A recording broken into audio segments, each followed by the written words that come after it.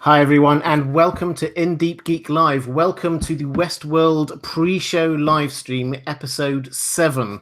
I am honoured to have two of my favourite people in the community here with me today. Guys, if you want to introduce yourselves first, Vanessa, do you want to say hi? Hi, everybody. I'm Vanessa Cole. I'm a writer for Westworld Watchers, as well as Watchers on the Wall for you Game of Thrones fans out there. And I'm also an artist that does a lot of fan art for both shows. So if you want to check out my art, it's bkcoleart.com. Fantastic. And Justin, do you want to say hi? What's going on, everybody? Great to be back and excited and, a little stressed to talk about Westworld this week, but looking forward to it. And, thank you, everybody, for showing up. And, of course, you can find me at the Justin Thomas Show on YouTube. So go ahead and subscribe. It's a good time. Fantastic. Okay, guys, we have got a lot to get through today. We were just talking before we went on air about quite how much went on last episode and quite how much we've got to talk about what's coming up. So we're going to get straight into it. And I think we'll do, as we normally do, we're going to, first of all, we'll look back on what happened in last episode 6. So I think we'll obviously build up to the big reveal at the end, and I should probably say spoilers for anyone who hasn't watched it. And I should also say, as always, if anyone's got any super chats, we will come to them straight away. And if there's, we'll try to get as many of your questions and comments into it as this as well. But we'll get to the big reveal at the end with Ford in a moment. But let's start off with a few of the other main characters, because we covered almost all of the different storylines in this one episode. First of all, let's look at the Man in Black. Justin, do you want to start off on this one? So we got the Man in Black meeting up with Emily, and we had that little interaction. They had that little chat over the campfire. What did you make of all of that? Well, I really liked it because I really liked the emotion from Ed Harris. But again, it scares me a little bit because even though it's such a fun game to play and we all love playing it, we're playing who's the host, and you can't rule out that Emily, or some I actually had on TV, good friends of mine, Gremily, they've called her, the Grace and Emily mix, could be there's no information to prove that she's not a host. I hope she's not, and I think that would take away from the story a lot. But again, Westworld does do that, and Man in Black also. We can't say definitively that he's not a host. I took from that it was a fidelity test on both ends, though. I definitely took from that. And I would like to make one note. If I was a director or anything on Westworld, I would love to see an aged up Jimmy Simpson talking with Emily to really evoke some, to really make that father-daughter connection all the way full circle. I think it would be beautiful. But I think the scene was beautiful. And Ed Harris, the emotion that he evoked during that. And I truly believe that he went from really testing her to be a host to believing that she's not. And I think that we kind of get that solid information when he chooses to leave her behind, because I do think he's planning on doing some pretty dangerous stuff and doesn't want her to be there. Yeah, Vanessa, what do you think? Were either of them hosts? I don't think so. I just don't see that making for a very good story, in my opinion. I think the whole elephant conversation was just him revealing that he was kind of a bad dad and not always around and not really paying attention to everything that was going on with his family because he was so obsessed with the park. I mean, especially when they were in the park. I mean, he had that just mindset of like, I'm here, this is what I'm focusing on. And, my family's just not as important to me. So that's what I took away from it. And I think that's kind of why she seemed a little taken aback, like, wow, you really weren't there for us at all. So that's just my opinion. I could be wrong. I hope I'm not, but I think that was just, yeah, you're a crappy dad. Thanks for reminding me again. Yeah, I think that's where I'm at. I think, and for those who didn't get why we're asking whether they're hosts, there was, when they're having that campfire discussion, it did have the same kind of feel as those fidelity tests we've seen a couple of times earlier in the season, and there was a moment when the Man in Black seems to be finishing a sentence when he was talking about elephants, of one of what Emily was saying. So there was this kind of question: are they doing a fidelity test at one on the other? So my big takeaway from this is that actually the thing that sort of miss in all of that thinking is that they were lying to each other, regardless of whatever was happening. He was lying to her about wanting to go off and start again with her and leave Westworld, and she was lying to him about her motivations, because she was telling him this wonderful story about how she got invited to the gala and then went off and had fun in the pleasure palaces and all the rest of it. And we know that's why she wasn't there, because she had that little book and she was looking for something. So they're lying to each other. They're not revealing their full hands to each other.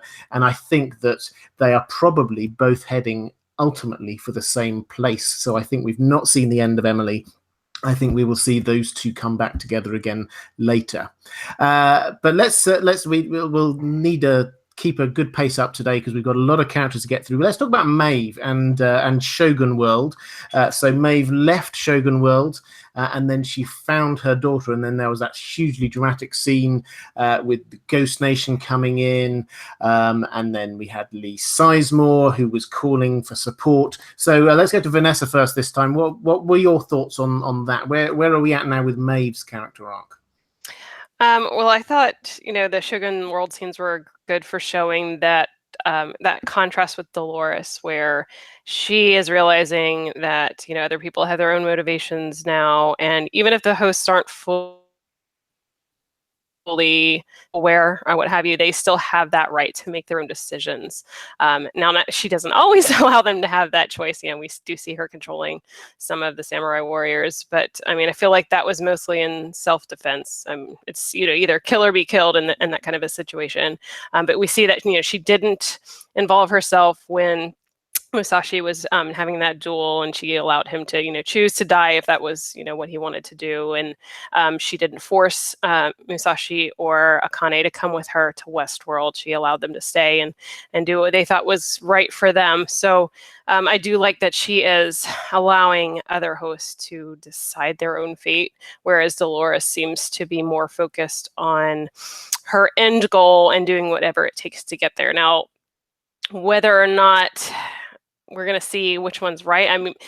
They have very different motivations. Maeve's all about finding her daughter, and she's not really worried about freeing everyone and escaping from the park. I don't really know what she thinks she's going to do when she gets her daughter. We don't really have a clear view of where she's going to go from there. I think she was just planning to escape, but I'm not sure, what if she had an actual plan for how to do that. But I do like that contrast between the two of them, and I think that Maeve is going to be kind of forced to reevaluate some of her choices and ways that she's going about things in the coming episodes. I think that she and Dolores will probably come together and have to, see how each of them has been approaching this situation and decide, is my way actually working, and do I need to try and maybe take on some of the empathy that Maeve's showing, or do I need to be more forceful like Dolores is being in order to obtain my goal?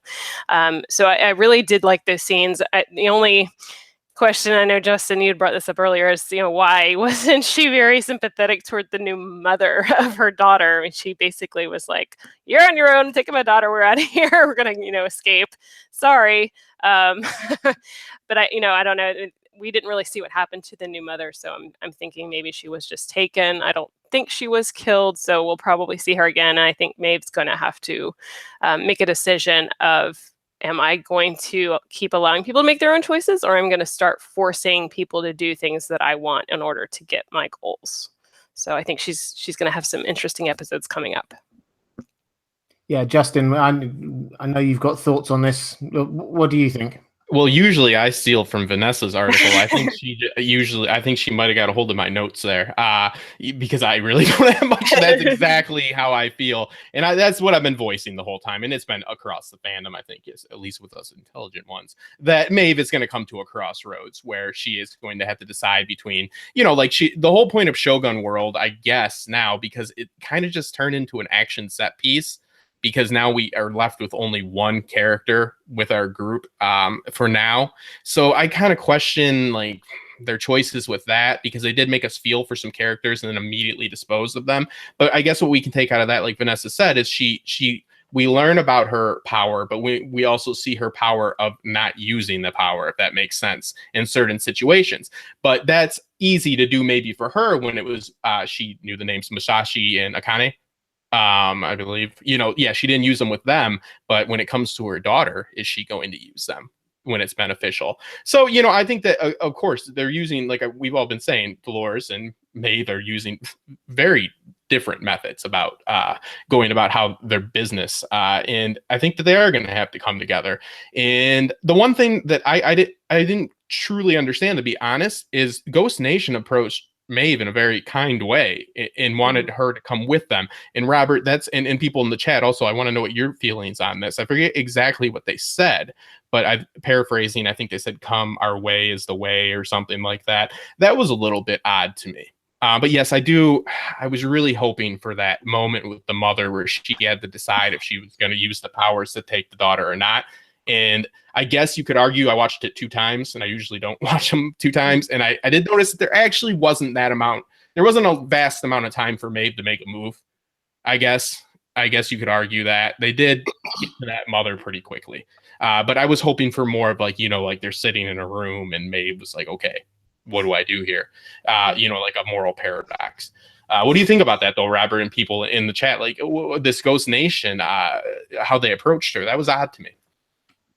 Yeah, I'll come on to the Ghost Nation in just a moment, if that's okay, because I think there are 2 or 3 takeaways here. I think for me, this episode showed Maeve coming back to this whole idea of freedom of choice, where I was a little bit worried about in the last episode 5, when she seemed to be just like going quite strongly with her new powers just to take control of people. But here it was very much a matter of people have their choice. She was allowing the duel to happen. She allowed people to stay in Shogun World when she wanted them to come with her. So there was very much a freedom of choice issue that she seems to have moved back towards, which seems quite in contrast, it has to be said, with Dolores, as you were saying, Vanessa. Secondly, I just want to flag up, because I think it will be perhaps important in the next episode, Lee Sizemore called in support. Now, what that means, we don't know. Does that mean a team's going to come out to them? Does that mean that just he is going to escape and get away? I don't know, but that will definitely come up in the next episode. But coming on to the Ghost Nation, now, I think somebody in the chat had the quote. It might have been Jeff Burst saying, "We're going to the same place." So that's what they're saying. So it was something along those lines, certainly. The Ghost Nation, I think, are one of the most fascinating parts of this season. So the first half of the season, they seem to have been focused on humans, saving humans, rescuing humans. We saw that with Emily and Stubbs, and we saw that with them trying to get hold of Lee Sizemore. That seemed to be what they were about, gathering together the humans. But there seems to now be a phase 2 of what they're doing, which potentially seems to be gathering together the hosts and taking them somewhere.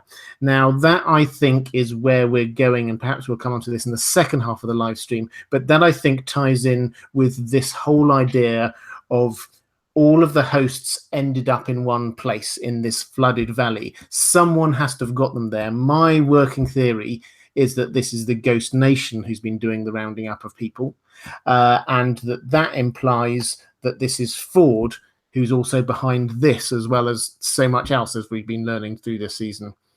Do either of you want to come back quickly on that one, or shall we charge on to Dolores? I think Dolores.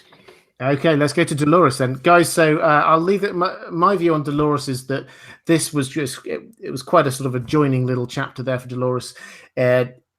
We knew that she was going to be going into the Mesa Hub to try and find her father, Abernathy. So they got onto the train, they charged in there. I think for me, there are a couple of bits to note, which was Teddy really does seem to have been changed quite a lot. And I thought I saw a little bit of concern in Dolores, actually, when he shot somebody who was potentially about to give them some useful information. But also this, I think the other useful thing here, which will tie into the other things we'll talk about in a moment, is timing. The fact that that train has come in and crashed into there tells us that at least 3 of these different storylines that we've been looking at have reached the same moment in time. So I think that's really useful. Vanessa, did you have any extra thoughts on this bit on Dolores this episode? I really kind of enjoyed seeing evil Teddy. It's a nice James Marsden, who's been kind of playing this one note handsome hero. Hasn't been really getting a whole lot to do as far as range. So it was nice to see him doing something a little different. But what I really liked was that she changed his personality, but she didn't wipe his memories. So he realizes what has been done, and he seems a little resentful about it, actually. I mean, I noticed in a couple of things that he said to Dolores, he seemed like, well, you fixed that, didn't you? I mean, almost like he was kind of sarcastic. So it's going to be interesting. And I know when she messed with his loyalty, it wasn't all the way up to the top. It was just below that. So I'm interested to see if he's going to turn on her at any point, because like I said, he does seem to have some resentment at her manipulating him like that. Yeah, Justin, any thoughts?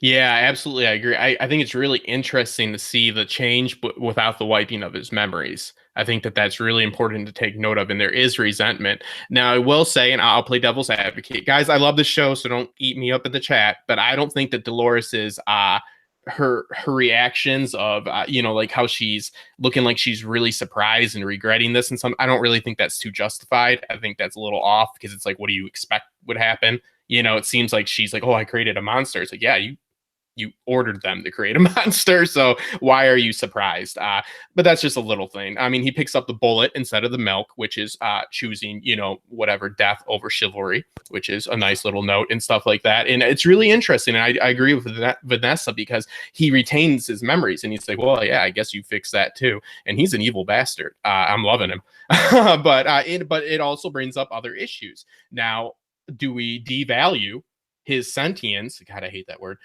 Because he has been so coerced. It's been so hands-on. There's fingerprints all over his personality, so it brings up a lot of issues, but it's very interesting. I just don't like that Dolores is like, oh, why, she's got that sad look. It's like, what did you think was going to happen? You made a monster. So, again, love the show. Just, doesn't mean we can't criticize it.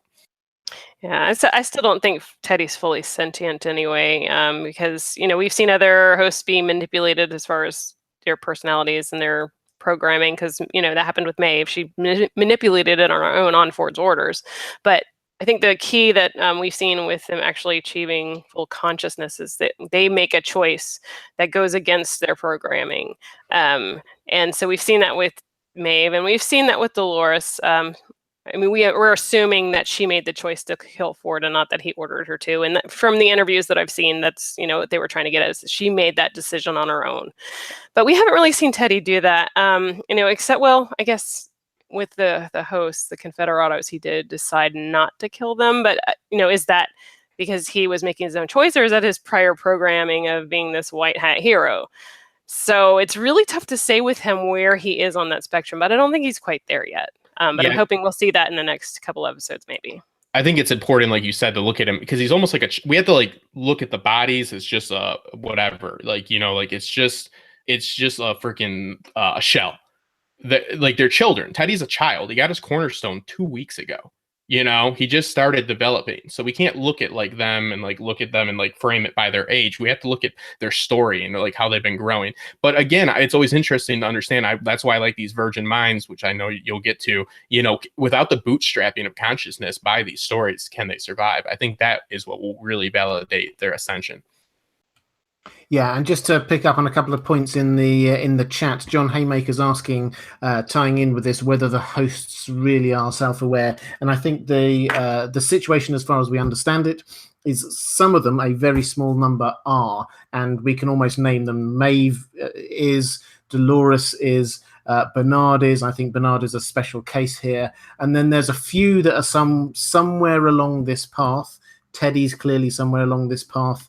Angela clearly is somewhere along this path, but not entirely sure what's going on there. Ghost Nation seem to be a separate matter, but the vast majority seem to have been freed from their loops and their narratives, but keep the same character, and probably haven't actually gone very far down this path to being self-aware. So it's quite a mixed picture. It's not that all of the hosts are suddenly self-aware and know what's going on. Most of them are still trapped within the programming that they've got. It's just that they've been freed from their loops. So I hope that explains that one for you. And we've had a couple of people just picking up on what it was that the Ghost Nation was saying. Finessence 808 saying we're destined for the same path. I think it was the same path was definitely what they were saying. And there seems to be a lot of love for Hot Teddy out there in the chat as well. People seem to quite like this this change to a slightly blacker hat. I have to admit, I'm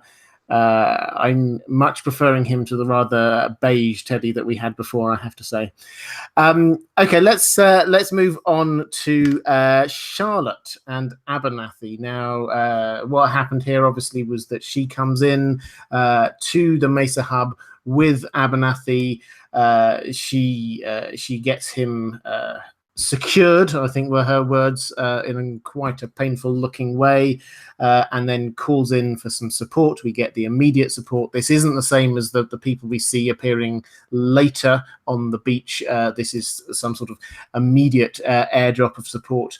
And then we've got Stubbs, who's looking increasingly isolated through all of this. Let's go to Justin first on this. What were your thoughts on this? Particularly, I know you had some thoughts on Stubbs. Well, again, if anybody, and I don't like playing Where's Waldo with this. Like I said, I like playing why is Waldo doing what he's doing, not this somebody's different, somebody's not the person they're supposed to be, switching it up. I like to look at like why they're making these decisions. And if you're going to play these games of somebody's not who they really are, I think we should really look at Stubbs. His personality is vastly different from season 1. I mean, he is just being kicked around like a rag doll, and he has no response. So it's really odd. He's either holding his cards close to his chest because he knows. And these guys that drop, I believe they're Delta. They call themselves Delta or something like this. And I know a few people, especially my co-host on the after show, Hax, brought up that there's a possibility, and I really do like this theory. I actually like this one, Hax, that a third party is involved, and that there's potentially not a Delos crew. I think that's very interesting. Of course, you got the biblical, symbolism with the almost crucifixion of Peter Abernathy, which damn, Lewis Hertham's a good actor. But it was pretty brutal. And again, I won't say what I said before we were on air, but you know how I feel about Stubbs. I just don't feel like he's acting right. He's acting like a what. So I'll post it over to you. That's my feelings on that. Vanessa? Well, I think with Stubbs that it might be more of a mixed emotions kind of thing, where he's probably feeling fairly guilty about everything that's gone down. He was head of security, and look what's happened to the park since he was in charge. So I'm sure that's really weighing on him. He's also pretty ticked off at Charlotte for having all this stuff kept secret from him, who's supposedly head of security. I like that line that she threw at him. Well, you're in charge of an amusement park and not, you're not privy to all of the other secret things that are going on. But I think he's rightfully angry that, if he's in charge of security, he ought to know everything there is to know about the park and everything in it. Otherwise, how is he supposed to protect everyone? So I think he's just really unsure of his place in the grand scheme of things now. He thought he had more power, I think, in the park than he actually does, and he's realizing that, and probably wondering, what else has been hidden from me all this time, and what are they really doing, and really kind of questioning this company that he's been working for so long. And I do like that we saw kind of a flash of sympathy for Abernathy when they were, nailing him to that chair. And I mean, why could they not have turned his pain down at least, or put him to sleep or something? I mean, I never really liked Charlotte before. I'm really starting to hate her now. I mean, that was just really unnecessary, in my opinion. I like Tessa Thompson, but Charlotte can just go die as far as I'm concerned. Yeah, I think that really brought out the cruelty, or cruelty is probably the wrong word, actually. It's an unwillingness to engage with the idea that these might be people in any sense of the word, and these might be beings that have feelings or consciousness in any way.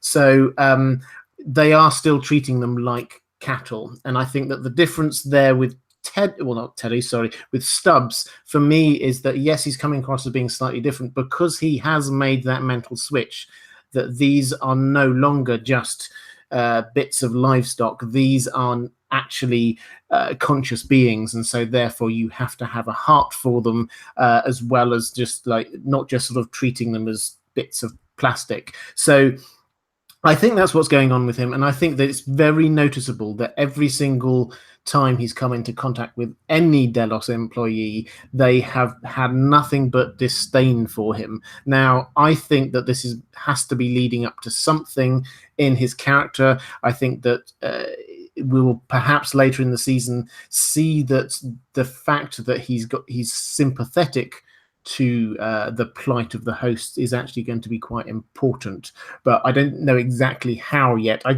I understand why people think he might be a host, but I haven't seen a time when that could have happened, or I can't see a reason why that would be plot important for that to happen, if that makes sense.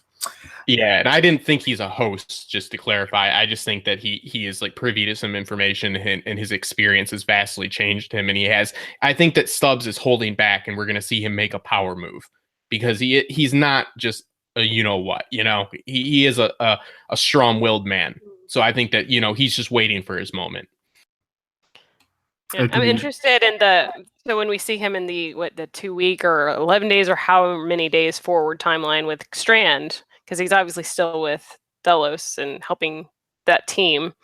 Is he really helping them, or is there something else that's going on? Is he being like a double agent? I'm really curious to see, what's going on with him there, especially after being treated so badly by the rest of the Delos employees. So.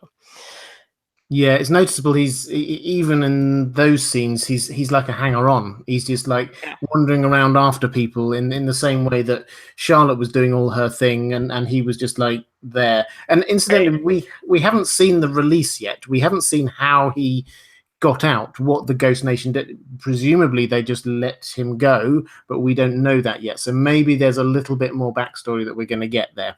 But I want to move us on to the big reveal, the moment that I think probably got everybody most excited about this episode, which was building up to Ford there being revealed as being in the cradle. Now, we're seeing this through Bernard, through Bernard's perspective, and he goes into the cradle.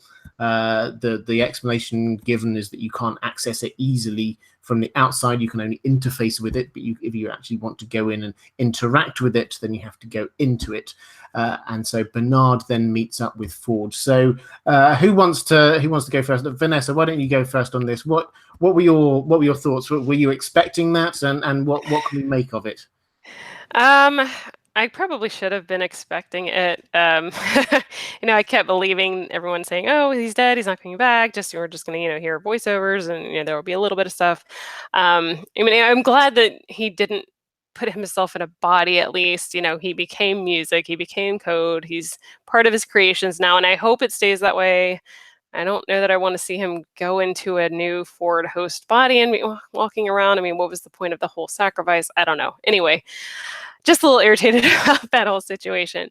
But it was interesting. I should have expected that was going to happen, because how else has he been communicating with William through all of these hosts? In my mind, I was thinking, he had all this pre-programmed ahead of time, but then that would have been a lot of work to get all of that up and running before the gala, and planning for his death. So it makes sense. I will give them that. It does make sense to have him printed on this pearl and being in the cradle and being able to manipulate everything that's been going on since then. So I was a little surprised, but it wasn't shocking to me. It made sense to the story. And I think the moment I saw that Greyhound running down the street, I'm like, here we go. They lied to us. We should not have been surprised. But yeah, it was really interesting. I'm just wondering, what his plans are with Bernard moving forward. I think that's kind of where my head is. What's his goal there? Is he going to try and rope him into helping him free the host? Because Bernard's been kind of on the fence, it seems to me, like he's not really sure what he's supposed to be doing right now. So maybe this will be the final push to get him pick a side. Yeah, and Justin, any thoughts from you? What do you think this tells us about what Ford has been up to? I think we'll come on to like the what happens next in a moment, but in terms of what he's been up to, what did we learn?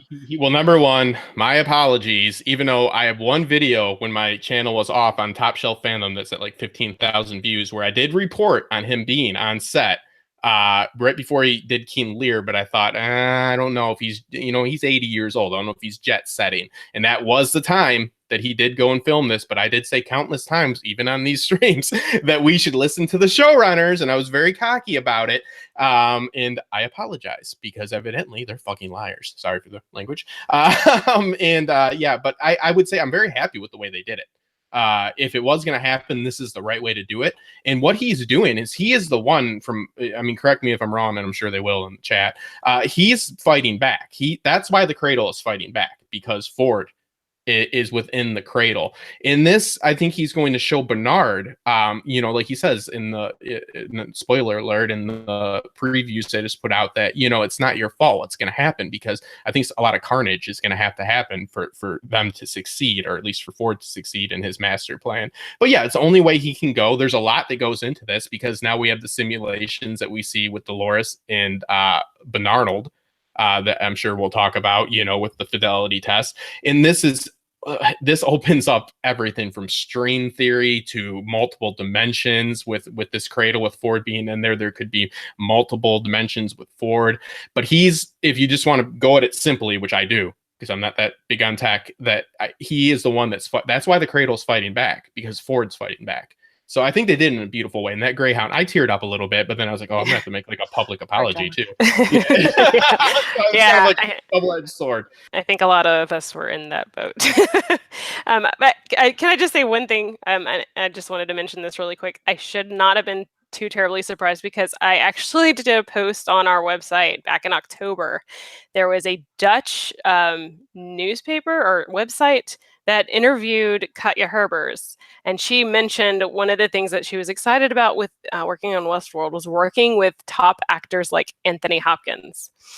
So that should have been a clue back in October that they were going to have some kind of interaction. So maybe that'll be happening in the next few episodes.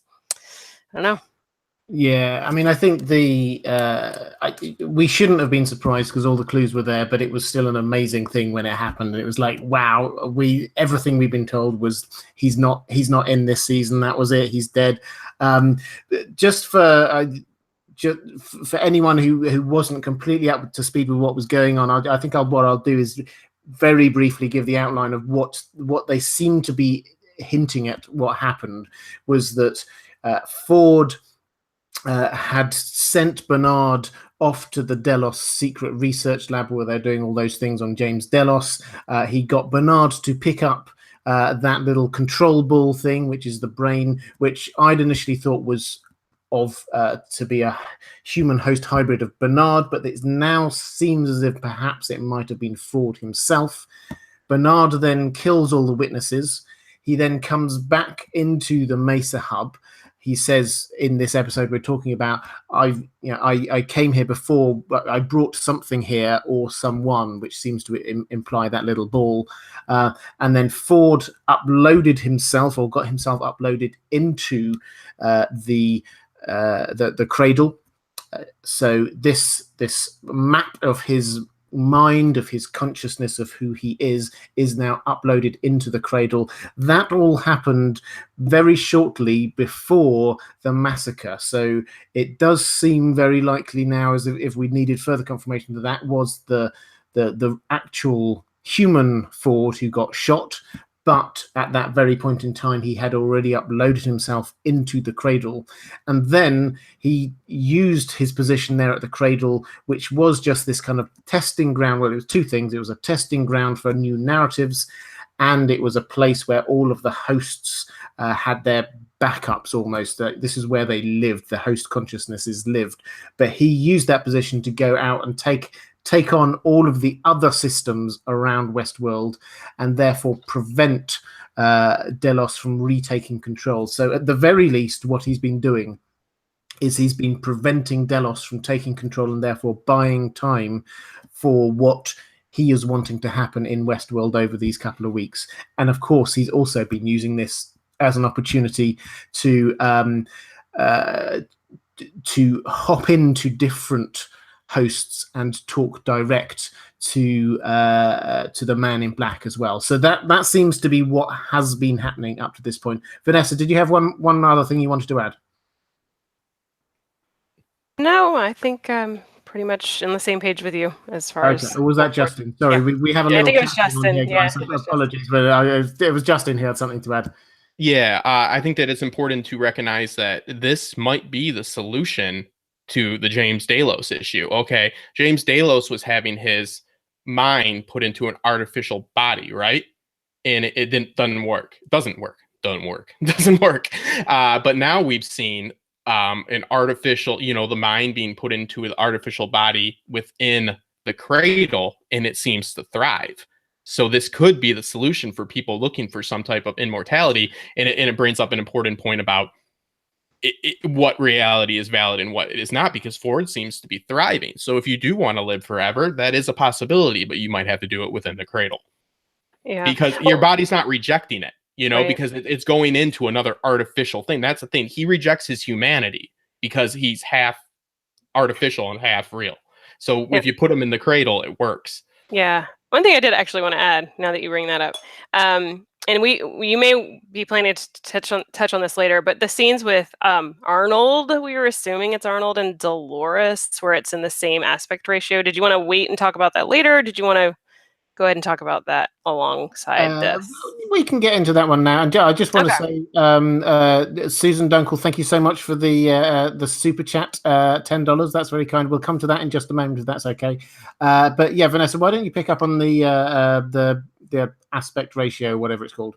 So the letterbox, the widescreen format that we see when Bernard is in the cradle is the same format that the scenes are shot in when it's Arnold, whoever it is, talking with Dolores. And we're, it's in the season premiere, they're talking about how he's having that dream about being left on the shore and everyone's leaving him. And then, we see it again. We kind of bring up that same conversation at a different point of it when Dolores is talking about, why would you be frightened of me? And he's wondering what kind of path she's going to be going down. And he has to make a choice about what to do. And she tells him, he didn't say that, you got that wrong. It was this instead. He wasn't questioning whether he had the right to do something. It was whether or not he should. And she said she was testing for fidelity, which is obviously the same thing that William had said to Delos when he was trying to check and make sure that his mind was working correctly within this new host body. So what's going on there? No, is there another red pearl floating around with Arnold's consciousness on it that has been put into a Bernard body? I'm not really sure, but one thing I do think is interesting is if we're going to take at face value that those aspect ratios are telling us something, and that something is that all of this is taking place in the cradle, then perhaps, like Justin was saying, that's the solution. Well, maybe it's the solution for getting the mind to work correctly, but then once you're completely, you solve the fidelity issue, then you can then insert it into a body so you don't have to stay in the cradle. One thing I was thinking is, if this machine is basically running all of these iterations of scenarios that could possibly happen simultaneously, rather than taking decades to get to 149th version of Delos, you could do that in seconds. So conceivably, if you wanted to insert it into a host body, if you get that up and running in the cradle and do it quick enough, then maybe you can actually make it work faster and get that person into a body and they can leave. So I don't know if that's what's going on, but I feel like that's what they're leading us to believe with those conversations with Dolores and Arnold or Bernard or whoever. It's called the cradle too, so it makes sense. Yeah, exactly. The cradle, symbiotic and everything works with it. I totally agree. Did you guys want to address the captioning just really quickly? The discrepancy. I don't my opinion, which it's wrong a lot. Don't read too much into it because they called the Gala the Gauntlet. Katya Herber's English is actually surprisingly not too good. And there was a scene where it's Elsie, but they say it's Hale. That's just closed captioning, because you need to think about what closed captioning is really quick, not to be a jerk, but it's for the hearing impaired. So I don't think the showrunners are trying to just deceive the hearing impaired. I watch with captioning because I think it's very important. You can learn a lot. You catch a lot more. I saw it too, but they're not going to go and correct it. It's just it's not a theory. It's somebody that needs to be fired at HBO. Yeah, I didn't catch that. What was that actually? In terms of the caption? There's a few mistakes in this episode. Katya Herbers says Gala, but again, I don't know where she's from exactly, but her English, watch like her on the latest YouTube video where they're reading fan theories is not too good, surprisingly. And they put Gauntlet when she said, when Charlotte invited me to the Gauntlet, but she really said Gala. And then when Bernard is going into the cradle, actually, it's when what's her name is talking, Elsie, they have it as Charlotte, and then so people are thinking, making a theory out of that, saying that they're showing us through the closed captioning. I don't think they would be deceiving the hearing impaired to have a theory, because that is technically what it's for. So I think that'd be kind of like not very acceptable in my opinion, but I don't know, and I love the letterbox 16:9 ratio. That is a clear cut. They're finally giving us a clear cut something to show you when they're in the cradle, when they're not. So that's a rule. So we know when they are and we know when they're not. And I love Vanessa nailed it about the evolution and about how they could be running so many scenarios at the time. And it's very interesting. And it actually has some quantum physics that could even work into it, which I'm always striving to try to prove. So thank you.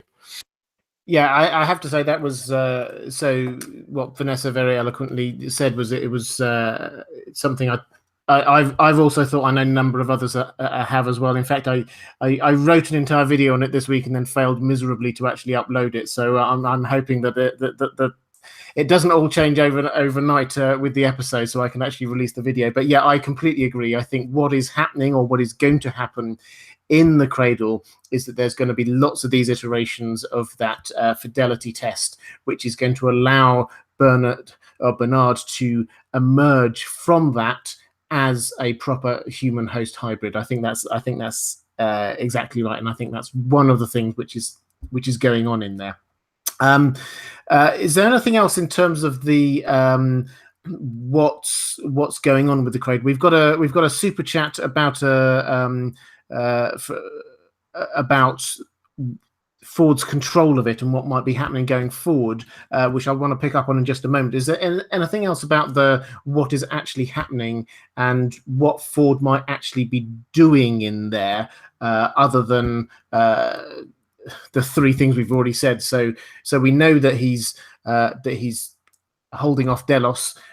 We know that he's still interacting with the Man in Black, and we suspect that he's going to try and do something with Bernard to make him this human host hybrid. Is there anything else we think he's actually doing in there? I was just wondering if maybe, we've had sorry, Justin.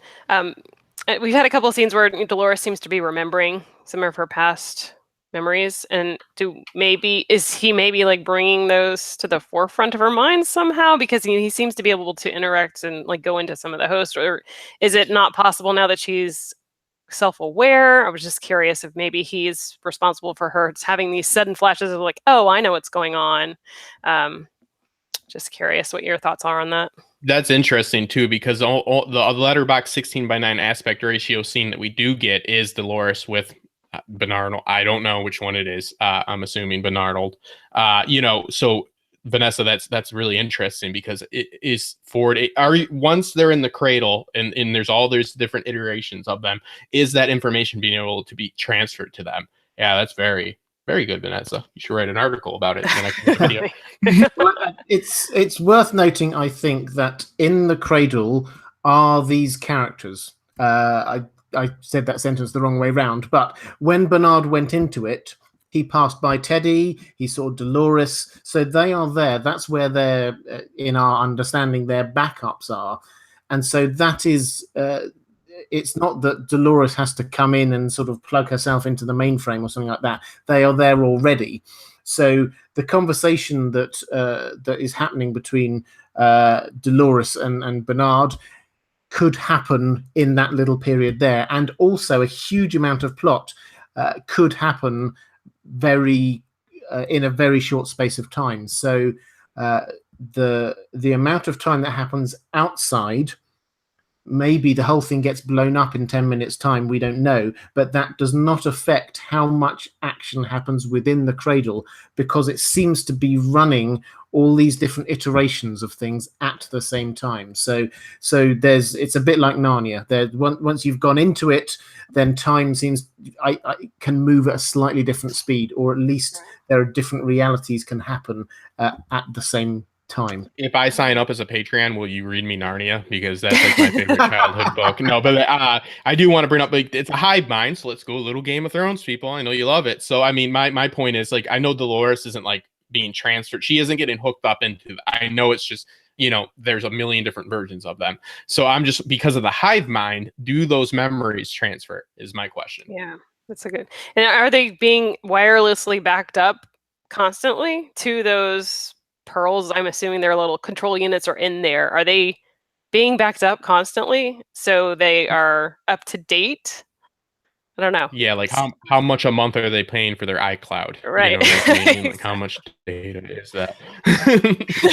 Yeah, but they don't back them. It's been brought up aside. Sorry, all jokes aside, it has been not knowing. Really, they haven't backed them up though.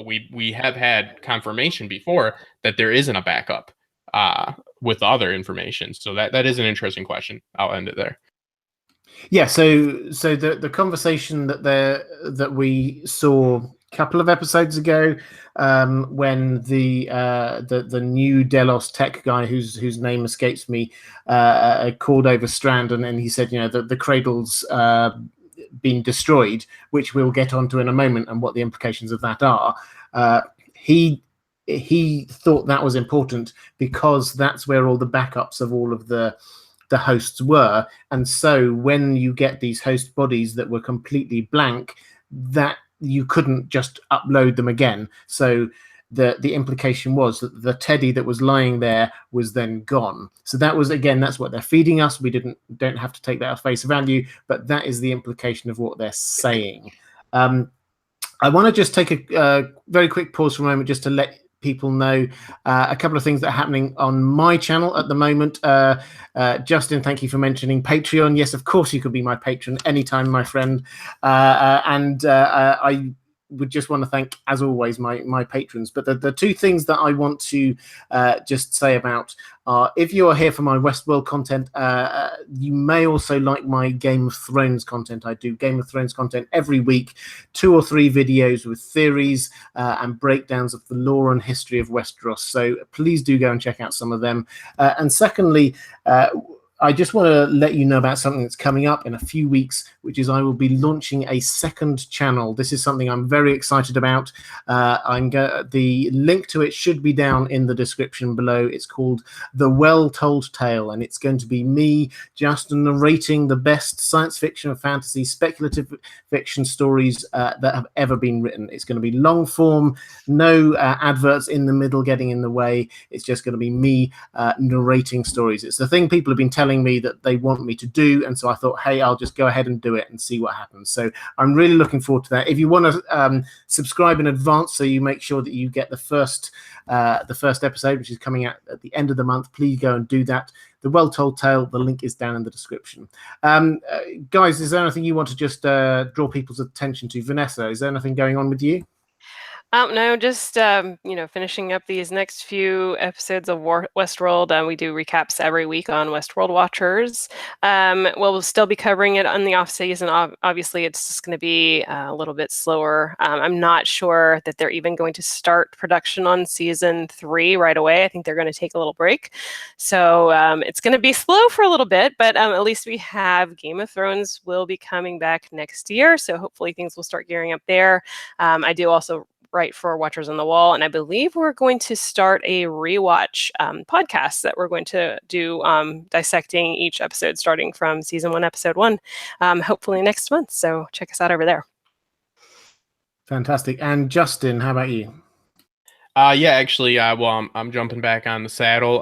Unfortunately, life and real work got in the way the last week and a half. I was able to make the live stream with Robert last week, but I was unable to make my usual breakdown videos for about a week and a half. I apologize, but again, with the level that my channel's at, it's not fiscally possible sometimes to make these videos, and I don't like putting out junk.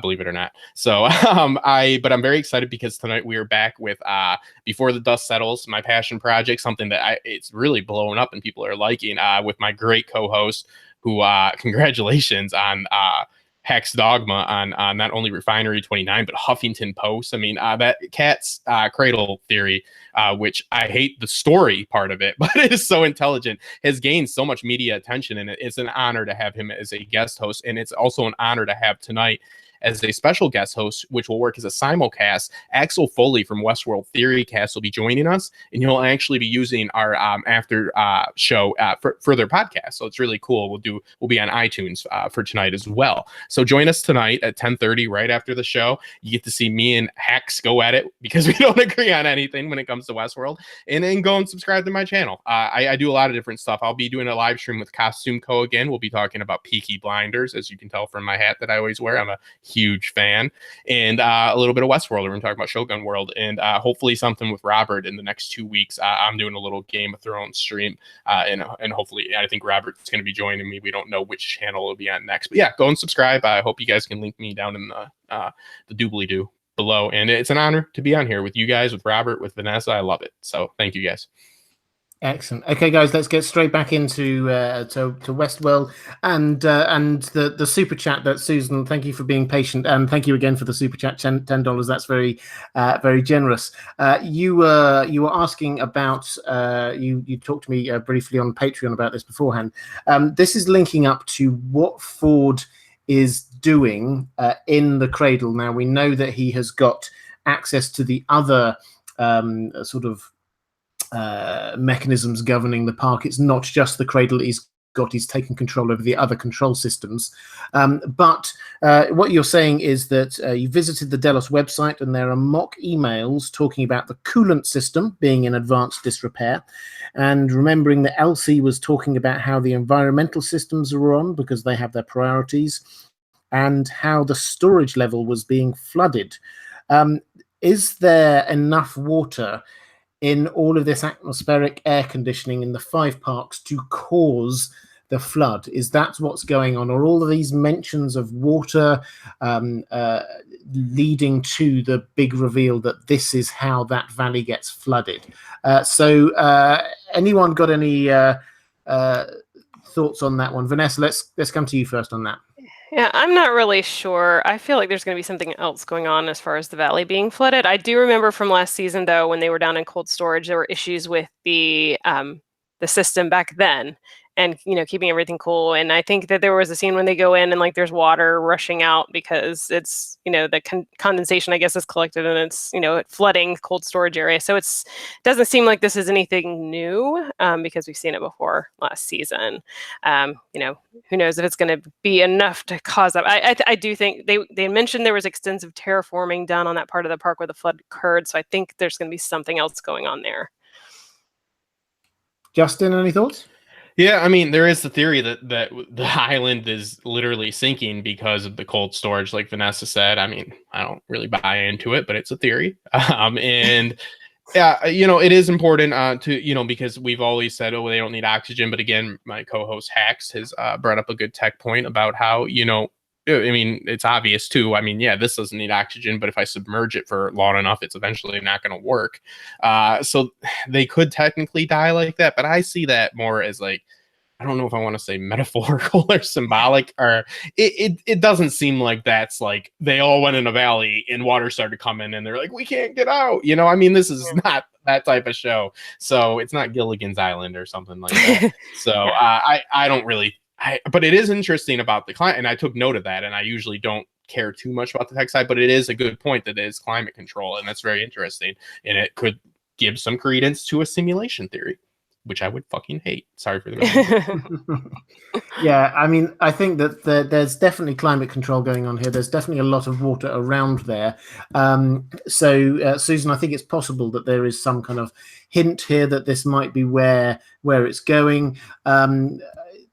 for my money, then I don't really mind as far as the plot goes where the water comes from, because it could, if we're talking about an island, and I think we are talking about an island, then all you have to do is sort of cut a big channel through the ground and let the water from the ocean in. So that perhaps is what's happened. Perhaps the big coolant systems, because yes, they will have done a lot of terraforming and climate control, I'm sure. So yes, the potential for that. I don't mind too much how it's done. I think that the key thing is that Ford is in control of that at the moment, and I think this is yet more evidence that this is the grand plan that we see playing out through this season is increasingly Ford's, apparent that it's Ford's grand plan, not just a grand plan of Dolores dreamt up after she gained self-awareness. Right. So that's where I think that is. Guys, is there anything else you want to pick up on the last episode before we start looking at? We've got a couple of trailers to talk about. Is there anything you want to talk about the last episode before we start looking forwards? I guess just small notes that we saw Felix, choosing. We saw, like, again, I said it's very important to establish in the story sympathetic humans to care about. And we did see that happen with Felix. That's just one small note. So it's important to have them. And we had that with, again, and I feel bad because I know he's a cool guy on Twitter. He's been like talking with us and stuff. Sean, that actor, that got left on the train, Patrick that was Page. Yeah. There we go, Patrick. Phil. Yeah. He played Phil. Yeah, he's a really great guy. Yeah. So, that was another sympathetic. Hey, we didn't see a body. So True. Now, Evan Waretrolwood did say R.I.P. on Twitter, so I'm not Vanessa. I'm not trusting anything I anymore know. because it makes me look like a fool every time. I know, but yeah, and he does seem to be done. But like I said, it could be a ruse. Who knows? The only other thing I wanted to say, and it sort of ties to the last episode, but it might be more of a looking forward kind of thing. But I was just wondering with the cradle. If we're talking about using it to do a simulation so that you can get a host human hybrid up to speed faster, if Ford is also using it to run simulations of all the possible ways this rebellion could go, and then going to put that information into Bernard's head, which is maybe why we see him acting so strangely on the beach, and where he seems to finish Strand's sentence for him. So I'm just curious if that's another possible use for that, and that's something that Ford's going to be doing as well. I would agree with that. Again, you're in my mind, Vanessa, or perhaps I'm in yours. I don't know, but I think that the whole point of the cradle is that it plays out a narrative to all of the different possible things that it could be doing. So for example, you would, if you're introducing a new host with a new storyline, you would play that through with all of the different possibilities of where the hosts might be on all of their different iterations. Is Dolores going off with a guest, or has Teddy taken her, or what's been going on? All of the hosts have a myriad of different places that they could possibly be, and places that they could possibly be going, and motivations at certain times for all of these different narratives. And if you introduce a new narrative, you need to sort of play it off against all these different possibilities of what might be happening where and why, to make sure that the new narrative works.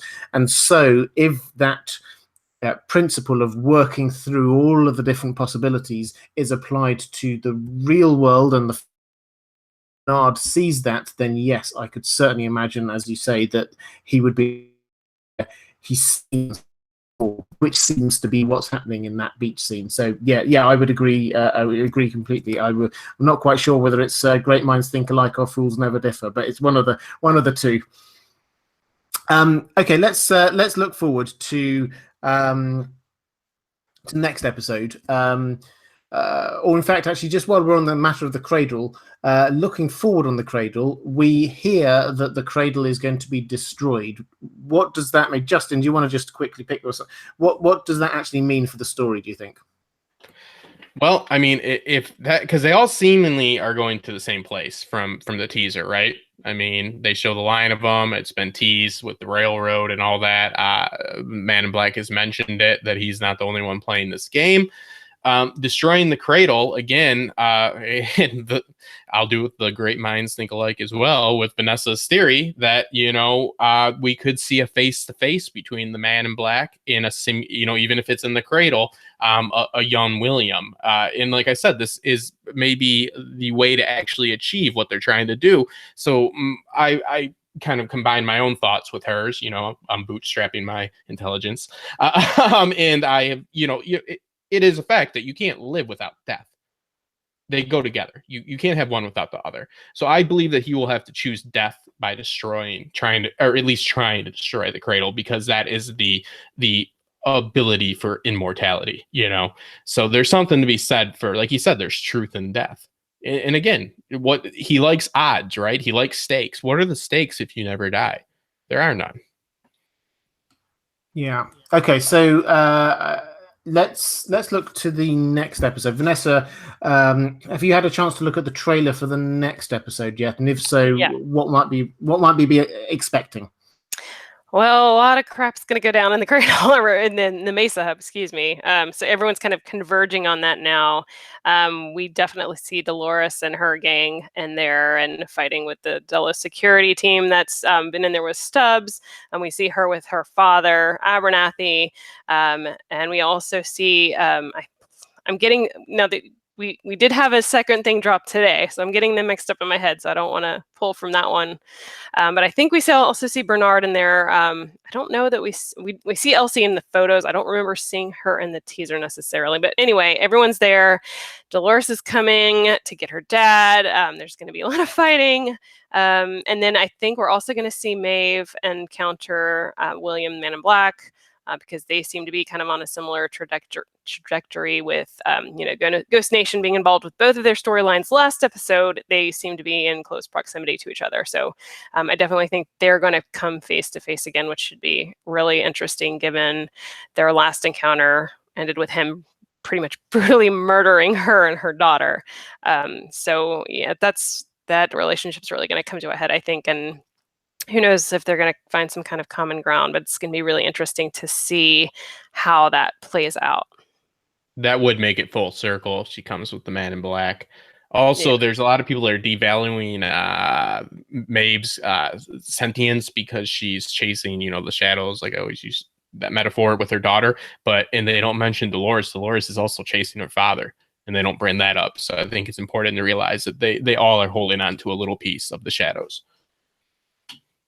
Yeah, so I'm just going to pick up on that Maeve Man in Black thing, because I think this is, I don't think it's going to be the main focus of the episode. I think you're right, Vanessa, that's going to be what's going on in the Mesa Hub. But so, as you said, the Ghost Nation were interacting with both of them at the end of last episode.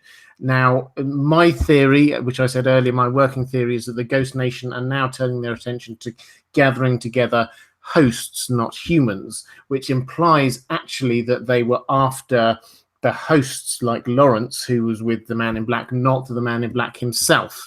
So that would explain why he seems to be coming up to the ranch. This is in the trailer, on his own. We don't see anyone else there. Maybe they were just out of shot, but he seems to be going there on his own.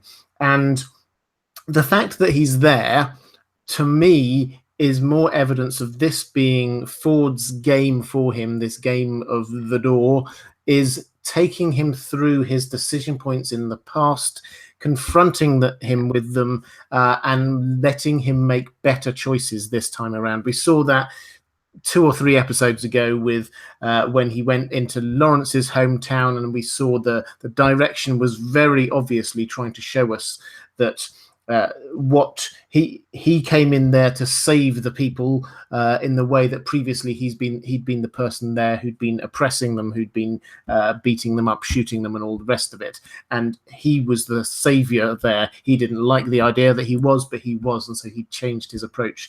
And then obviously when his daughter arrived, he's then faced with who he had been, and then here again he is faced with Maeve, who he went out and he went to try and feel something. He went out to try and kill a host, and that was where had a traumatic effect on Maeve, as an important part for her, but also it was an important part in the Man in Black's journey to who he was. So I think that's the probably quite emotional action that's going to be going on there. If you have to try to see if you're crazy, and the way you do it is by going and killing somebody and their kid, doesn't that kind of already answer your question? just sorry. I think it does, Justin. I mean, to be fair, I think it does. We've had another super chat from Kiddo B. Thank you very much. Saying, do you think we'll see the last build of James Delos left to his own devices and find out how the technician came to be inside his cage? I'm not entirely sure which cage that technician that is that you're talking about.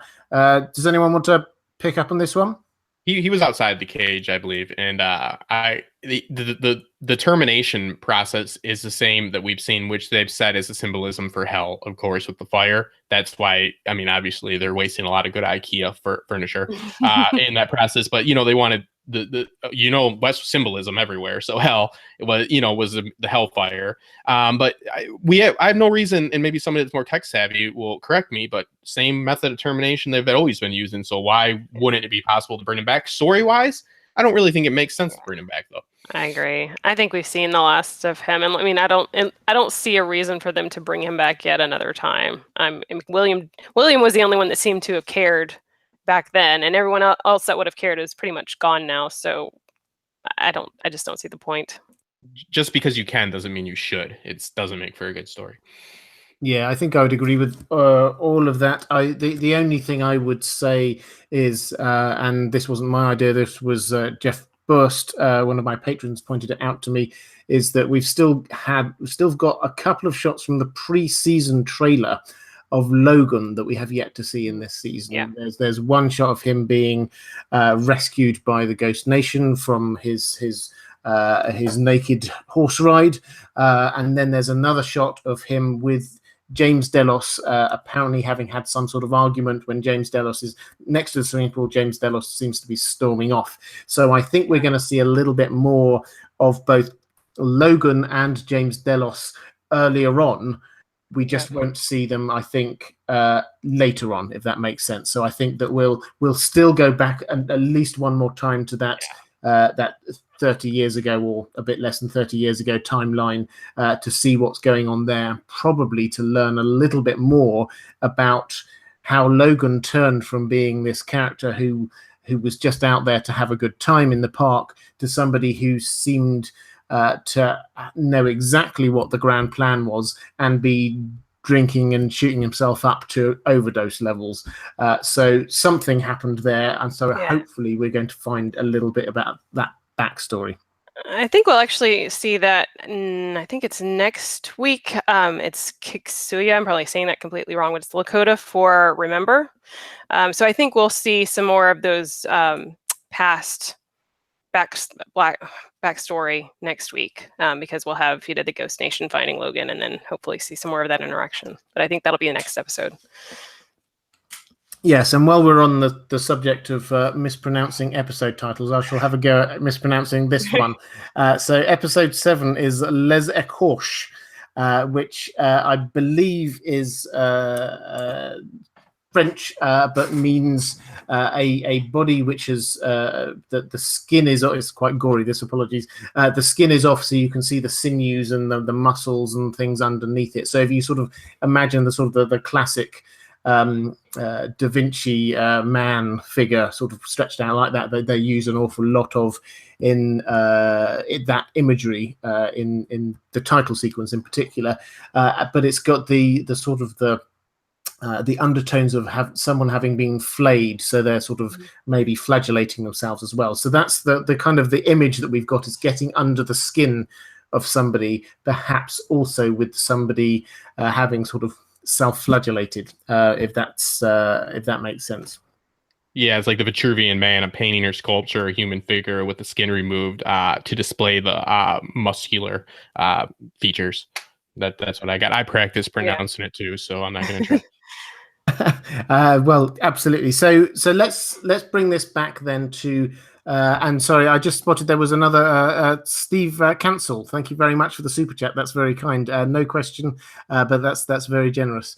Let's looking again at next episode. We've already said this is where a lot of the storylines are coming together. We've got Dolores and the train crashing coming in, so she's going to be invading the Mesa hub. We've got what looks to be Charlotte and Stubbs discovering that there's lots of Bernard clones or hosts hidden away there. We've got Bernard still having his conversation with Ford in the cradle. What do you think, Justin? I'll come to you first. What do you think is going to happen here? How do all of these different plot lines tie up in this episode? Well, I mean, I'll just try to tackle like how they're going to handle the Charlotte discovering the different shells of Bernard. I mean, you could argue that it would be, that doesn't necessarily make him a host, that they were just trying to make duplicates of people, which they obviously are trying to do. So it's not a definitive, like, he's screwed. You know what I mean? I think it's going to be an oh shit moment. Don't get me wrong. But you know what I mean? I think that there could be explanations for other than he's a host for this.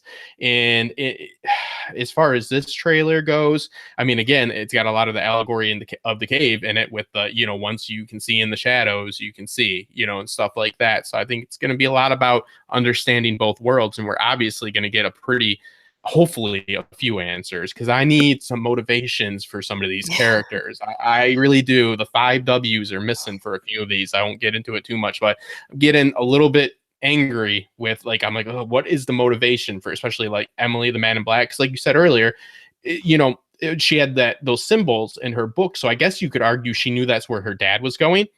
So that's why she had them. But then she was in the Raj just playing around. So it's like, man, these motivations are really construed. And I don't know, like I'd like a few answers. Westworld, I know it's asking a lot, but give me 3 and I'll be happy. But yeah, I mean, like, I think that it's not going to be, we could potentially go through this scene of Bernard's shells being seen, which I think is going to explain the head thing, the scar, for us, not them, as not a definitive he's outed, if that makes sense, and you guys can carry on with that. Vanessa, did you have any thoughts on how this is all going to tie together? Sure. So, yeah, I'm not really sure what's going to happen with the Bernard host, because we see in the later time period with Charlotte and Strand and all of them that she does seem to be suspicious of Bernard when she sees him. So I'm assuming that she'll think that he's a host after she sees those, but who knows if they'll even get a chance to interact with each other after that discovery in the Mesa, because of everything else that's going to be going on. But we know, we can pretty well assume that those security forces that are there now are going to die because we don't see them in the later Carl Strand timeline. Obviously, they had to come to the park because their first wave of auxiliary help had gotten eliminated, and I'm assuming that's what's going to happen in the Mesa. So they had to send another line of defense. I'm really wondering what's going to happen with Elsie. I'm a little worried for her. Hopefully they wouldn't try and kill her off after faking us out last season, but who knows? Dolores, I'm hoping we'll get Abernathy back, because we do find out later that Charlotte has lost him. So I'm assuming that they're going to make it out after wasting all of these security forces. Charlotte obviously escapes. What I'm really curious about, I think the cradle is going to be destroyed here. So are they going to take out that Ford consciousness? Are they going to put it in a body? Are they going to put it in Bernard's body, or one of the Bernard copies? Maybe that's actually Ford and Bernard on the beach. Any number of things could happen with this storyline, but I find it very hard to believe that they would go through all this trouble and then reveal this late in the game that Ford is in the cradle, and then just destroy it and he's gone in the very next episode. So something's got to happen to get him what's out. Ford's motivation? That's what's the important thing, because if his motivation is to help the host, then they shouldn't destroy it, right? That's why I'm struggling. I need to get somebody. I'll go for just bold exposition, just a voiceover from Morgan Freeman. My theory, which will probably end up being wrong, who knows? My theory about the cradle is, so one, if they're using it to make an Arnold human host hybrid, maybe that's already been going on, and we just haven't seen it. So maybe that's already been achieved, and they've got another body in there ready to go. Or maybe they're going to put Ford in something. Maybe that's already in the works, and that's going to happen. But I think if Ford is using that machine to predict all of the possibilities that could happen with all of these plans that he's put in place, that obviously they're not going to want the information lying around. They're not going to want Delos to know about it. They're going to destroy it so that they can't look and see what Ford has been working on all this time. One of my theories that I had was I thought maybe it was Dolores that was doing this, but now that we know Ford is in the cradle, it could definitely be Ford kind of directing this whole thing. But, if they're going to this Valley Beyond, maybe it's this facility that has some bodies that they can use to actually get to the mainland. Maybe they're copies of humans, or maybe they're just bodies that don't have the explosives in them yet, so that they can actually escape. So if they're going there, they transfer their control units into these bodies. And if this is what Ford has been planning, he's going to wanted to destroy all evidence of that, so they don't realize that they've actually left and gotten off the main, or gotten out of the park and gone to the mainland. So that would be my explanation for why they would want to destroy the cradle. What if the new security force is in line with Ford, like Ghost Nation, and they're there to help the hosts?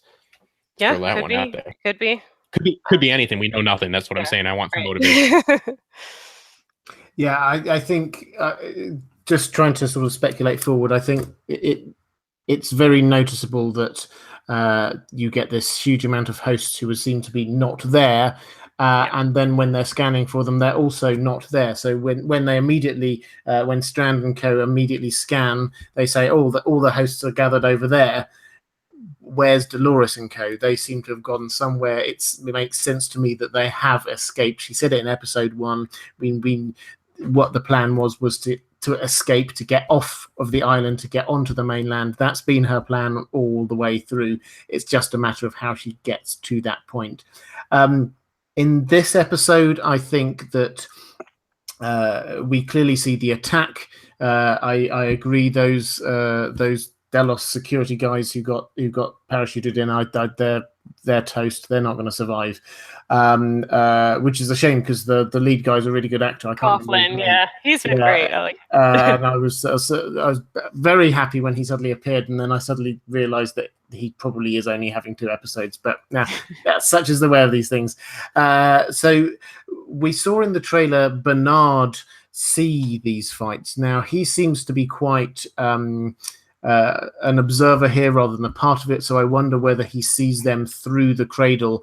Vanessa mentioned there's another trailer that's dropped that we'll talk about just briefly in a moment, but I think that it's entirely likely that perhaps Ford shows him lots of future of what's about to happen, and one of these is the attack on the Mesa hub, so he sees all of the damage that is about to happen. We see Dolores finds her father, and actually Steve Cancel, you pointed out, you did ask a question, it was just underneath the super chat, and you were asking whether Dolores will change her father like she changed Teddy next time she meets up with him. I think probably not, but there is certainly some work that could be done on him. I think that perhaps that's not for her to do. I think that might be more for Bernard to do, because he actually understands what is in him, which is a huge amount of data, which is just mucking around with him. So I think that actually takes somebody with some skill to restore him, as it were. So I hope that one answers that for you. Vanessa, did you also want to, I saw we had another super chat I'll just come to in a moment. Do you want to quickly talk about the other trailer that we've seen, which is a trailer for the rest of the season as a whole? Yep. So the Westworld Twitter account released another, it looks kind of like a teaser, but it's really just, a late season trailer, because there's quite a bit of information. It's fairly long. I think it's like about a minute or so of footage. Some of it's old, some of it's new, but it's really interesting. And the caption they put on it was "I want their world." So obviously, pointing us in the direction of this is Dolores. She wants to leave. She wants to take, over the real world. She doesn't want to just, own the park and get the humans out. She wants to destroy everything they have. So it's pretty interesting. What's funny to me about these trailers is that, like, you're right, we don't know if what we're seeing is real or is it a simulation, because they don't have that aspect ratio to tell you if this is a scene from the cradle or if this is actually happening. So it's really tricky to watch these and try to predict what's going on. But just like to quickly go over what we see, there's some more Ford Bernard interaction. I'm assuming it's still in the cradle taking place there. And Bernard talks about all the hosts are going to the same place and wants to know what the end of Ford's story is. We see more of that fighting and destruction in the Mesa hub that we'll probably see tonight. We also see William, Man in Black William, confronting Maeve. Maeve makes a point to say that she's not like all the other hosts, that we don't get really a whole lot of context with their conversation. We also see William meeting up with Dolores again and taking some shots at her. That's really all the context we get. There's a quick scene which concerns me of Maeve looking like she's laying on some kind of a stretcher in front of those security dune buggy things. And Dolores is standing kind of like holding her hand or something. So I'm concerned that Maeve's going to be injured pretty severely at some point. And then there's a quick scene with Ford and William in the bar together. What it looks like to me, it looks like William's in his formal wear from the gala. So this might be like a pre-gala scene that we didn't see last season. But he slides him like a card looking thing. Like, I know, Robert, you'd mentioned that maybe it was some kind of a card key to get into a door, perhaps. So we see that quick flashback. I'm assuming it's not a new scene with Ford and a new body, but you never know. And then we just see Bernard in the Mesa again, Ford saying the passage from one world to the next requires bold steps. And we see Bernard with like the machine gun, shooting, I'm assuming at security forces. So maybe we'll see him finally pick a side. Hosts or humans, because he's kind of been on the fence and we're really not sure where his loyalty lies right now. So who knows? Maybe he'll finally be forced by Ford to join Team Host. Yeah, Justin, is there anything you want to add to that? Yeah, obviously she covered that trailer really well, and I think that the passing of that, which I'm hoping is an access card, is going to happen, because that will give us, because it's for everybody that and I know they like to attack when I quote Wiki, but okay, guys, the Wiki for this has been up for a long time. Yes, it gets changed, but consistently, William is not a huge part of Delos. Don't ask me how, but he's not. Notice that the security force never even asks about him. If he ran Delos, they would be looking for him. He's fucking about in the park. Okay, they don't even care. He's never mentioned. His motivation isn't trying to get their data. He's not worried about Delos. He has another agenda that we don't know. And the motivation, I think, is going to be clear once we see what is passed to him. I think that's an important note. Also, I think that the inclusion of the what type of dog is that? Is it a greyhound? Greyhound. The metaphor for when it catches the hare and doesn't know what to do. That could be applied to the hosts once they maybe get out. What do they do? I think that might tie in, and also the Maeve and Dolores scene. I really like it, because I've been predicting that they will eventually come together. So her holding her shows that there is some type of connection. So yeah, but again, yeah, he's got his own agenda. Delos has never even mentioned his name. He just owns stock in Westworld. That's it. Yeah. My assumption with him was that, so we have Delos and then we have the corporate research group, which is what that little weird symbol is. So my assumption was that he was more over that project, because that seemed to involve the whole Delos host human hybrid project. And then also it seemed like some medical research was being done, because that one guest mentioned in season 1 about how he saved his sister, I believe. So I feel like that was where his main interests were focused, and the park was just secondary at that point.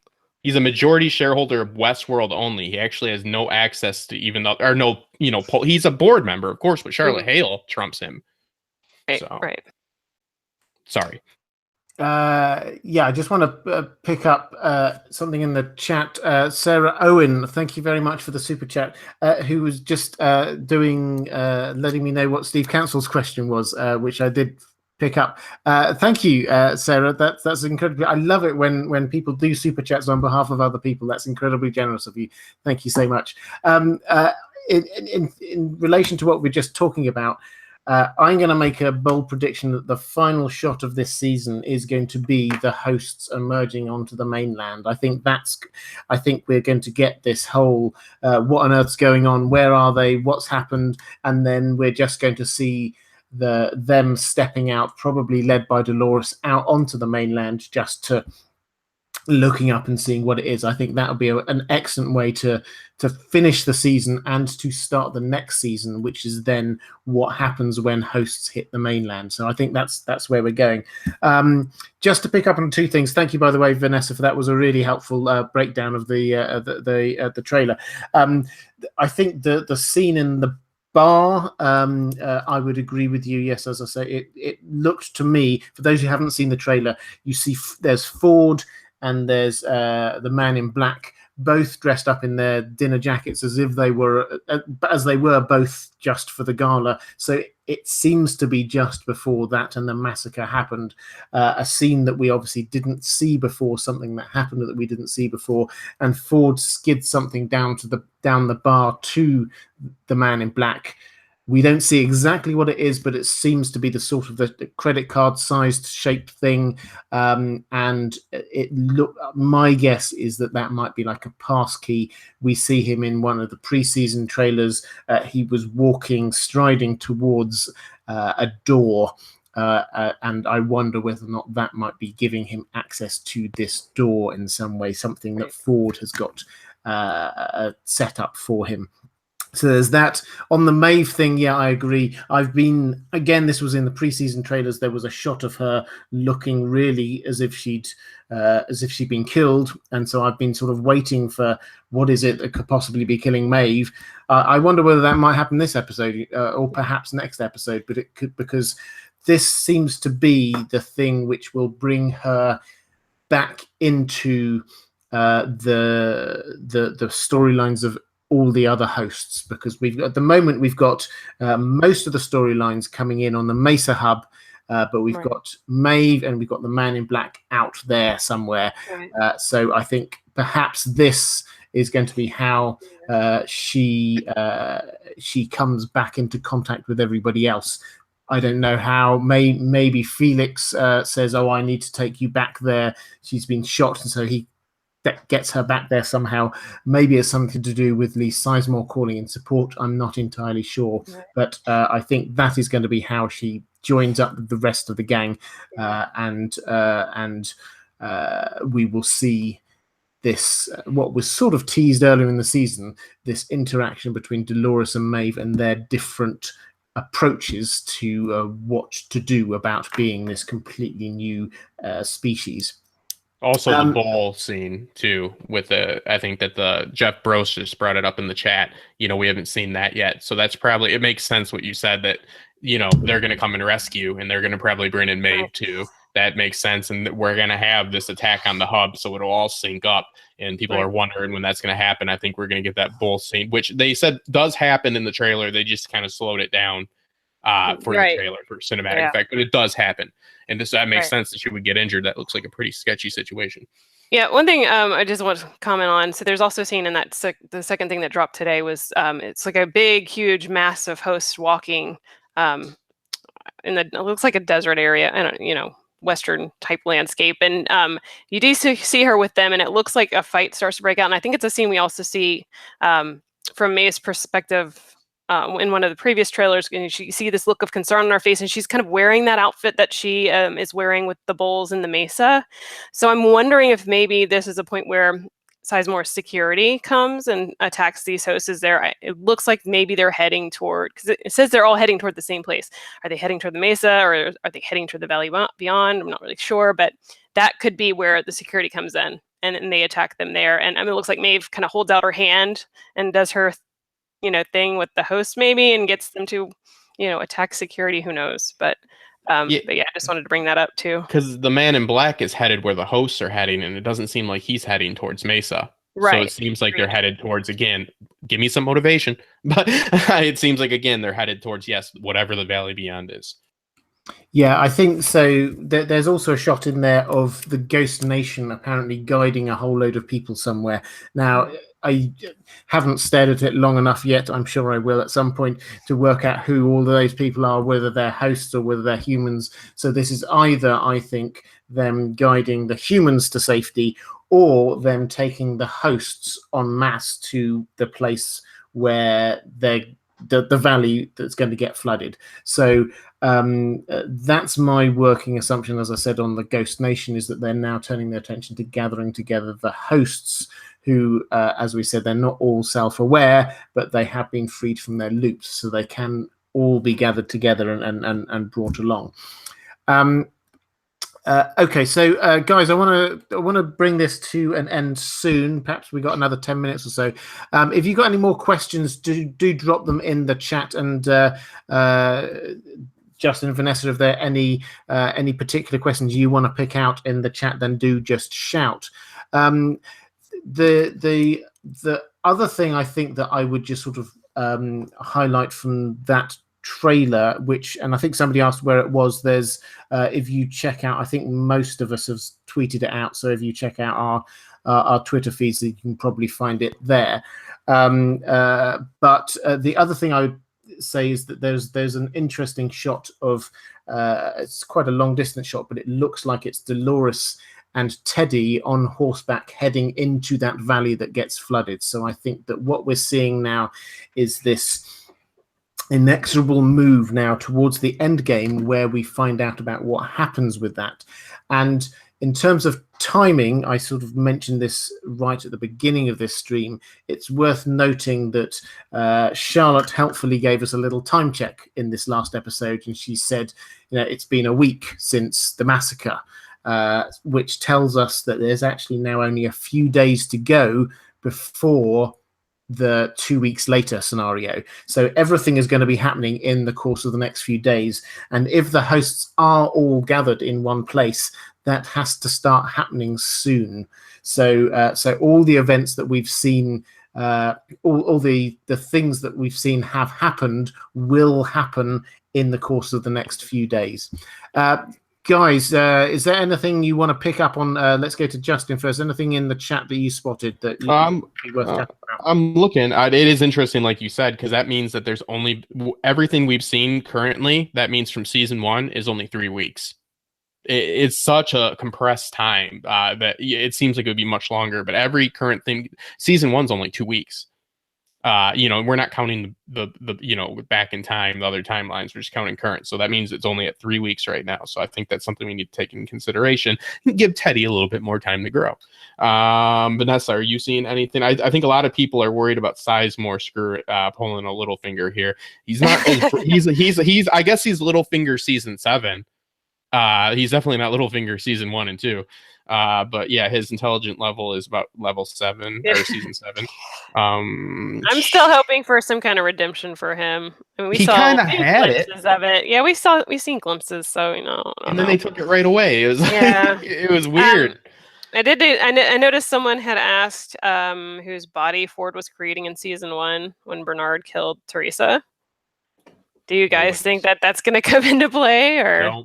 No, nobody. Yeah, I mean, the showrunner said, was really just there to make it more creepy, but who knows? They've lied about other things. So, yeah, maybe it really was important. But I'm leaning toward it's not anyone we're going to find out about. It wasn't something important to the story. We do see another skeleton, though.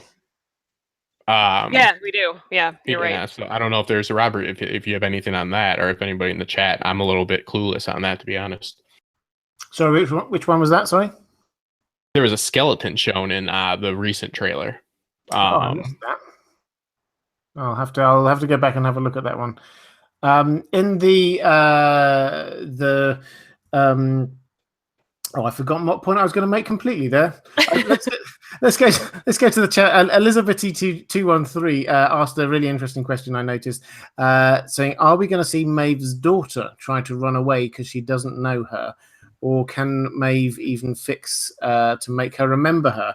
I don't know. Vanessa, do you have any thoughts? What do you think Maeve's daughter's going to do here? Well, yeah, that's a tough one. It looks like they go back to the homestead because we do see Maeve standing there, and obviously William comes and meets her there. It looks like he comes in the door. So I'm assuming she takes her back there. I still don't know where the mom is. Did they just leave her alone? Did the Ghost Nation guys take her with them? We really don't see what happens. So I'm assuming, if the daughter's still with Maeve and the mom's gone, she's going to stay with Maeve because what else is she going to do? But I feel like Maeve's going to be forced with a choice of either, forcing her to remember or forcing her or program her to want to be with her, or, she might have to let her go if she chooses to be with the other mom that she knows better now that, she's been with her more recently. So I think it's going to be a really tough decision for Maeve of what she's going to do with that. Doesn't the dialogue kind of clue us into that she kind of does remember Maeve when she's talking about the dolls? And how she doesn't want the mom to keep leaving. Do you think that's kind of a clue that she remembers? I don't know. I don't know if that's her remembering, or have they run that? It's been a year since Maeve's been there, so they've probably run that same storyline with the new mom, several times since then. So it could just be that. Yeah. So I mean, I don't know if the code is unlocking to make them access prior memories or not. You know what I mean? If it's actually possible for her to remember Maeve because they're free. Yeah. I think it's possible, definitely possible. Yeah. But I mean, it's tough, which I don't know. Who knows how long she was with Maeve? We don't really know how long she was in that storyline either. So, maybe which mom was the best? Which mom was the best? She was nicer to me. She let me do stuff that I wanted to do. She was very pretty, very pretty. Not that Tandy Newton's not, but very pretty as well. Well, okay. So I think my take on that is yes. This is Maeve. Her storyline is taking her to this place when she is wanting people to have free will. And yes, she may well want to unlock her memories, but she is not going to forcibly take that child and say, you are now my daughter. So I think that this is, it's noticeable. We've not really seen her at all in any of the other sort of publicity stuff. So either they've kept that hidden, but I don't think we're now going to see Maeve and her daughter hanging around together for the rest of the season. I think the two of them will get separated. Perhaps there will be that her getting killed or badly injured or whatever it is. Maybe that'll be the thing which will separate them. But I think we didn't actually see what happens to Maeve's daughter's new mother either. Right. It may well be that if the Ghost Nation were there, as I suspect they were, just to gather up hosts, maybe they gathered her up, and maybe that's where Maeve's daughter's going to go as well. Right, and they'll go after her maybe. But there's a practical reason why they would want to separate Maeve and her daughter, because if they're hosts and they're not supposed to age, you can't really keep them together over several seasons because that girl is going to get noticeably taller and older, and that's just not going to work. So I'm leaning toward Maeve will have to be separated from her and have to give her up. Yeah, that's a good practical. I really like that. That makes a lot of sense because you're right. Unless they're going to use some type of hormones to keep her at her age, which is probably not too moral. So yeah, that makes sense. Keep getting new look-alike little girls that replace her every season. Yeah, you're going to run into some issues unless she's an Olsen twin times 20. Okay, guys, I think we've got a lot of really good questions, and I'm really sorry we haven't had a chance to catch all of them, but we could talk probably all the way up to the episode and beyond, but I'm going to start calling this one to a close now. Guys, do you want to just remind everyone where they can find you on the internet? Justin, where can people find you? The Justin Thomas Show on YouTube, also on Twitter, Instagram. I run the Westworld official Amino. They linked me below, and if you click on my icon, you can go to my channel. I really recommend that you come check out me, Hex Dogma, and Axel Foley, the hosts of Westworld Theorycast, right after the show to get our, whether it's pretty or not, opinions and theories. We do it live, and we put ourselves out there, and it's a lot of fun. So it's going to be a big episode, so I'm really excited for it, and I'm trying to get Robert to stay up all night one night to be our third, and also Vanessa. So I'm sending you guys a bunch of Red Bull. We have a great guest, and 10:30 before the dust settles. So come and check us out. And thank you, Robert and Vanessa, for having me on. Fantastic. Vanessa, where can people find you? So I'll be continuing my coverage of Westworld over at westworldwatchers.com. We actually have an open chat posted over there right now, and it does include that new teaser trailer. So if you guys haven't seen it yet, you can head over there and take a look at it. Please leave a comment and let us know what you think. Share your theories, predictions for tonight. That would be great. Like I said, I'm also at Watchers on the Wall. We'll be ramping up Game of Thrones coverage probably in the next couple of months as we get closer to the final season over there. And then I'm always doing my art and my fan art of Westworld, Game of Thrones, and other things as well. So you can check that out at bkcoleart.com. Excellent. Thank you both for coming on so much. Thanks for having us. I say this, please do check out. I'm a big fan of Vanessa's art. There's some there. It's too far away for you to see the detail, but it is beautiful. And Justin is an excellent guy, and I'm very sorry that I can't stay awake 24 hours in order to come into his live stream. But if I could, then I would. Guys, thank you again so much. Thank you particularly for the super chats, for the amazing conversation there. Sorry again, we didn't get a chance to answer all of your questions in the chat. If you want to support this channel, if you're a regular viewer, if you're a subscriber, or if you just want to get access to more of my material, please check out my Patreon page. Details are below. It's patreon.com/InDeepGeek. And if you're at all interested in my new channel I talked about earlier, then have a look for that, The Well Told Tale. Guys, thank you. I'm really excited about this episode. I think this is going to be a really good one. There's a lot going on, all centered down on the Mesa Hub, and I'm really excited. Thanks again, Justin. Thanks again, Vanessa, and we will see you on the other side. Take care, guys. Thanks, Robert. I'll see you again soon. Bye, everyone.